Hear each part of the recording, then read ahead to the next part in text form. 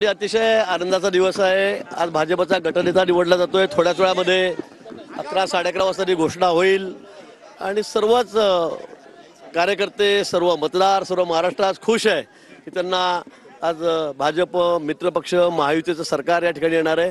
अनेक लोककल्याणाच्या योजना आहेत त्या आम्हाला पुढे न्यायच्या आहेत, मोठी कामं आहेत ती आम्हाला पुढे न्यायची आहेत। त्यामुळे मला असं वाटतं की आजचा दिवस आमच्यासाठी अतिशय आनंदाचा आहे।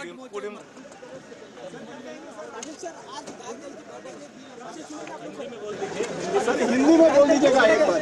देवेंद्र जी का नाम फाइनल आगे बताया जा रहा है। देवेंद्र जी दोबारा उसका नाम आपकी का मतलब क्या निकाला जाए? सर आज बैठक एवढे नवीन आहे सर। देवेंद्र पर्वाला सुरुवात होईल उद्यापासून असं म्हणा। राज्यात देवेंद्र पर्व बिल्कुल कोई ना तो एकनाथ शिंदे नाराज है, ना अजीत दादा नाराज है। तीनों पार्टियां साथ में मिलकर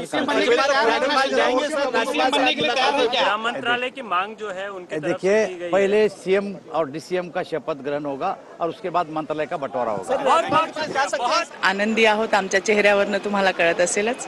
काही क्षणामध्ये अधिकृत घोषणा होईल, बस उसके लिए हम रुके हैं। बोलल्याबद्दल कॅमेरा पर्सन योगेश। हमारे नेता जो निरीक्षक बोल के आए हैं वो सभी विधानसभा सदस्यों का मत जानेंगे और जो विधायकों की इच्छा है उसके बाद निर्णय होगा कि इस हमारे पार्टी का नेता कौन है। मुझे ऐसा लगता है कि 11-12 बजे के बाद इसका निर्णय हो जाएगा। कितने नेता जो हैं वो मुख्यमंत्री के साथ शपथ लेंगे? कितने नेता? इस बारे में ये होने वाले घटना नेता ही बताएंगे। देवेंद्र फडणवीस को लेकर जो चर्चा चल रही है, इस पर क्या कहना चाहेंगे? उनके नाम की मोहर चेहरा होगा ये तय हो जाएगा। देखिए, सबके मन का अगर कोई नेता है तो वो देवा भाऊ है, लेकिन आज गठनेता की बैठक है। हमारे राष्ट्रीय नेता यहाँ पर आए हुए, फाइनेंस मिनिस्टर यहाँ पर गठनेता चुनने के लिए आई हुई है। मुझे लगता है अभी 1-1.5 घंटे का सिर्फ समय बाकी है। आपको 1-1.5 घंटे में ही इस बारे में खुशखबर आ जाएगी। शपथ विधि को लेकर कहा जा रहा है सीएम और 2 डीसीएम ही लेने वाले हैं। मंत्रियों की जो शपथ विधि है इसके बारे में हमेशा मैंने कहा है कि राष्ट्रीय स्तर पर इसका निर्णय होता है। आज गठनेता चुनने के बाद माननीय राज्यपाल को सरकार बनाने का दावा किया जाएगा और उसके बाद राष्ट्रीय नेता अमित भाई शाह या प्रधानमंत्री से बात होगी और उसके बाद कितने लोग शपथ लेंगे इस बारे में शाम की पत्रकार परिषद में माननीय देवेंद्र जी आणि आज आम्ही त्यांची निवड या ठिकाणी करतो आणि उद्या माननीय पंतप्रधानांच्या उपस्थितीत शपथविधीचा सोहळा सुद्धा पार पडतो। ठिकठिकाणी बॅनर लागले, देवेंद्र फडणवीसच मुख्यमंत्री होतील। त्यामुळे महाराष्ट्रात उद्यापासून संध्याकाळनंतर देवेंद्र पर्वाला सुरुवात होईल आणि महाराष्ट्र पूर्ण बदलून जाईल। असं आहे, देवेंद्र पर्व 2014 ते 2019 होतच आणि 2.5 वर्ष जरी विश्वासघाताने महाराष्ट्राच्या जनतेच्या विश्वासघाताने आणलेलं सरकार उद्धव ठाकरेंचं होतं, तेव्हा सुद्धा विरोधी पक्षनेते म्हणून देवेंद्रजीच होते आणि ते सुद्धा देवेंद्र पर्वच होतं। नंतर ते उपमुख्यमंत्री होते, त्यांनी सुरू केलेल्या प्रोजेक्ट्सला पूर्ण करण्याचं काम 2.5 वर्षातल्या आमच्या महायुतीच्या सरकारने केलं।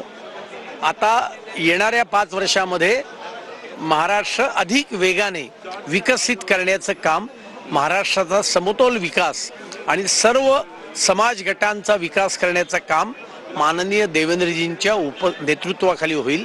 हा सगळ्या भारतीय जनता पार्टीला नाही, 13 कोटी जनतेला विश्वास। नक्कीच एक महत्त्वाचा प्रश्न विचारायचा तुम्हाला। एकीकडे या सगळ्या घडामोडी घडतात, दुसरीकडे संजय राऊत वारंवार म्हणतायत की अजितदादा पवार दिल्लीत गेलेत, तोडफोडीच्या तयारीत आहे। अरे कुठे शुभप्रसंगी या माणसाचं नाव घेत आहे?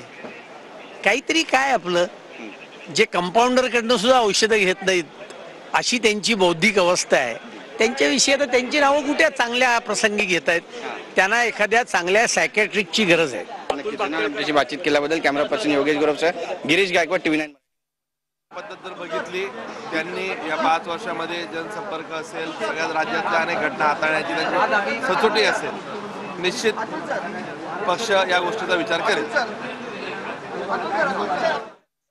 सर हिंदी में जाना चाहेंगे, आज क्या होने वाला है? अंदर जो बैठक होगी उसमें क्या होगा? तथ्य है ये पक्ष की अब जो ऑब्जर्वर आए उसके ऊपर अभी चयन होगा नेता का, फिर आगे चलेंगे। ऐसा कुछ जो माहौल बना रहा है अभी इसमें ऐसा कुछ नहीं है। आमच्या सर्वांच्या मनातले आमचे नेते आदरणीय देवेंद्रजी फडणवीस साहेब आज गटनेते म्हणून निवडवेल आणि नक्कीच ते या राज्याचं नेतृत्व करतील आणि मुख्यमंत्री होऊन नेतृत्व करतील. कोणीही नाराज नाही. उद्या तुम्हाला शपथविधीला तिन्ही पक्ष उपस्थित असलेले दिसतील. गणेश नाईक आपल्या सोबत, आपण त्यांच्याशी बोलणार आहोत. आजचा दिवस किती मोठा आहे? अतिशय मोठा आहे आणि आमच्या मनात जे आहे तेच होईल असं आमची इच्छा आहे. नक्कीच मुख्यमंत्री देवेंद्र फडणवीस होतील. देवेंद्र पर्वाला सुरुवात होईल उद्यापासून. हे बघा, बाब अशी गेल्या 2019 नंतर देवेंद्र फडणवीसच्याच कडे महाराष्ट्राचा भाजपचा चेहरा म्हणून सगळ्यांनी बघितलं. आज मीटिंग आहे, वरिष्ठ ऑब्झर्वर येणार आहेत.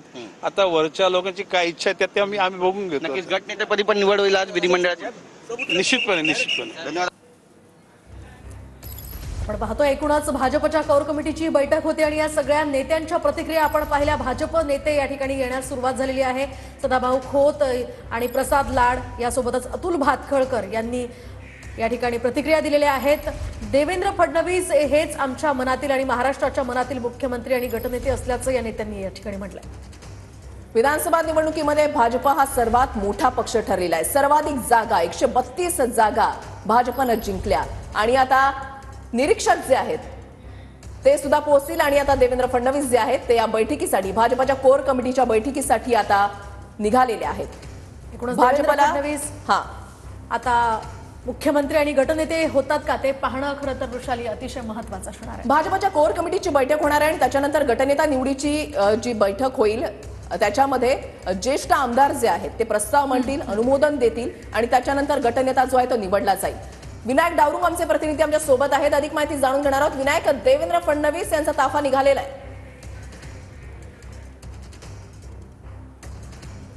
त्यामुळे देवेंद्र फडणवीस त्यांच्या निवासस्थानावरून विधिमंडळाकडे यायला निघालेले आहेत. थोड्याच वेळात विधिमंडळामध्ये भाजपच्या कोर कमिटीची बैठक जी आहे ती होणार आहे. भाजपची कोर कमिटी झाल्यानंतर विधिमंडळ गटनेता निवडीची प्रक्रिया होणार आहे. जे निरीक्षक केंद्रातून आलेले आहेत या निरीक्षकांच्या सोबत ही विधिमंडळ गटनेता निवडीची जी आहे ती बैठक होईल आणि त्यानंतर जो विधिमंडळ गटनेता जो आहे तो निवडला जाणार आहे. एक मताने हा नेता जो आहे तो निवड होणार असल्याची सध्या माहिती आहे आणि ही सगळी प्रक्रिया विधिमंडळात पार पडते आणि त्यामुळेच देवेंद्र फडणवीस या ठिकाणी निघालेले आहेत. नक्कीच विनायक, तुम्ही असंच आपल्या सोबत राहा. कृष्णा सोनरवाडकर आमचे प्रतिनिधी सुद्धा आपल्या सोबत जोडले गेलेले आहेत.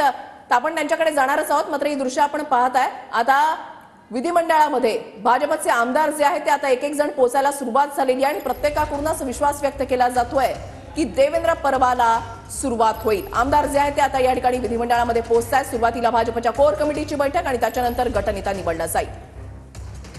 देवेंद्र फडणवीस सोबत सुखा दुःखामध्ये राहणारे आम्ही कार्यकर्ते आहे आणि नेहमी ते सत्तेमध्ये असो की नसो, युवा स्वाभिमान पक्ष आणि मी हे आम्ही पूर्ण ताकदीने त्यांच्यासोबत होतो. अनेकदा उद्धव ठाकरे जेव्हा मुख्यमंत्री होते तेव्हा शेतकऱ्यांसाठी आंदोलन केले, तेव्हा त्या ठिकाणी शेतकऱ्यांसाठी आंदोलनामध्ये जेलमध्ये गेलो.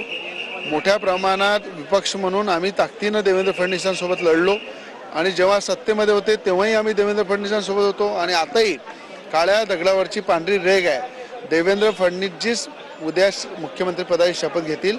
आज एक मताने त्यांची निवड होईल आणि पूर्ण ताकदीनं युवा स्वाभिमान पक्ष त्यांच्या सोबत आहे आणि मला असं वाटते कुठलाही घटक पक्ष हा नाराज नाही आहे. सगळेजण देवेंद्र फडणवीसचा चेहरा हा महाराष्ट्राला जरुरी आहे, महाराष्ट्राच्या हितासाठी जरुरी आहे म्हणून सगळे खंबीरपणे त्यांच्यासोबत. तुम्ही म्हणता घटक पक्ष नाराज नाहीये, पण एकनाथ शिंदेची कुठेतरी नाराजी आहे. गृहमंत्र्यावरती अजूनही अडून बसलेले, काही क्लॅरिटी आली नाही अशी माहिती आहे. नाही, मला असं वाटतं कोणाची नाराजी दिसायला कारण नाही आहे, कारण की देवेंद्र फडणवीसांचा मोठा त्याग आहे. जेव्हा मुख्यमंत्री असताना त्यांनी उपमुख्यमंत्री पद घेतलं, आदरणीय एकनाथजी शिंदेंना मुख्यमंत्री बनवलं. असा मोठा मनाचा मोठा माणूस आहे. मला असं वाटतं सगळ्यांना मोठं मन करून त्यांना साथ दिली पाहिजे आणि महाराष्ट्र हितासाठी देवेंद्र फडणवीसला मुख्यमंत्री बनवलं पाहिजे. धन्यवाद आमची बातचीत केल्याबद्दल. कॅमेरा पर्सन योगेश गुरवच्या गिरीश गायकवाड, TV9 मराठी, मुंबई.